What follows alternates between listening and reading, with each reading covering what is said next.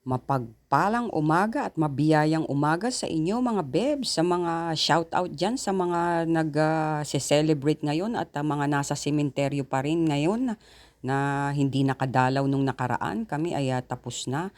At tayo'y mag-iihaw ngayon ng chicken iwi o tinatawag nating wet packs ng manok.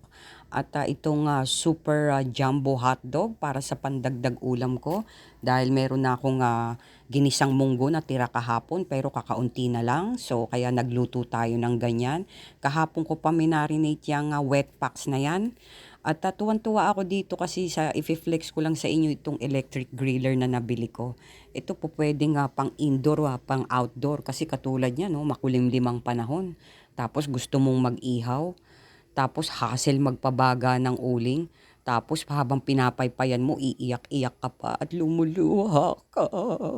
Tapos akakalat pa yung usok, pati yung sinampay mo ay nag-amoy inihaw. Diyos ko, gusto mo lang naman kumain ng inihaw, pero yung sinampay mo, amoy inihaw din, di ba? Hassle. Kaya, kaya tuwan-tuwa talaga ako sa nabili ko na ito. Oh, mura pa. Wala pang 500 yan. O, tingnan mo kahit nasa loob ka ng bahay, sa susunod nga, ang menu ko dyan pag nag-ihaw naman ako is dinakdakan. O, paboritong-paborito ko kasi ang dinakdakan, kaya gagawa ako ng sariling version ko. Bebs dinakdakan. So, gagawin kong special yun. So, kailangan makabili tayo ng maskara sa susunod. At healthy kasi yan, gawa ng tignan mo, hindi mo makakain talaga yung yung pinakauling diyan sa inihaw mo, 'di ba? Minsan nakakain natin yung uling sa inihaw. At nagdi-drip talaga yung oils niya diyan sa na yan, sa inihaw na yan. And shout out pala kanina, bumili ako ng gamot, pambihira kayo.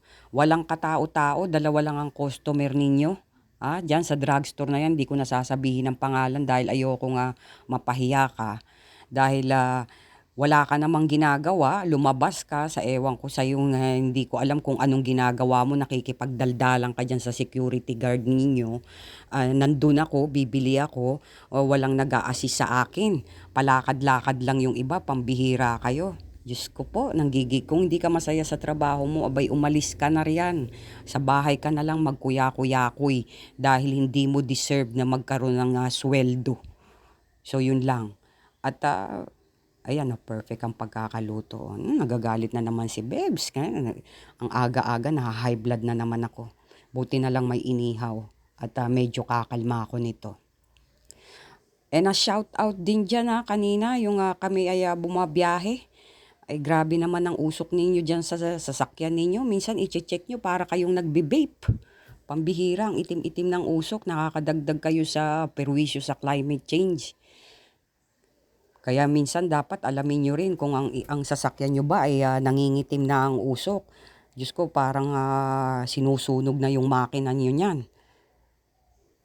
At ayan, sobrang sarap talaga. Ay, kahapon ko pa kasi minarinate yung wet box na yan. Kaya sold na sold tayo dyan. Ang sarap. So, sana maganda ang inyong pakiramdam mga bebs at maigi ang inyong nararamdaman. At shout out dyan sa mga nag-gathering ngayon. Mapayapang tanghali sa inyo.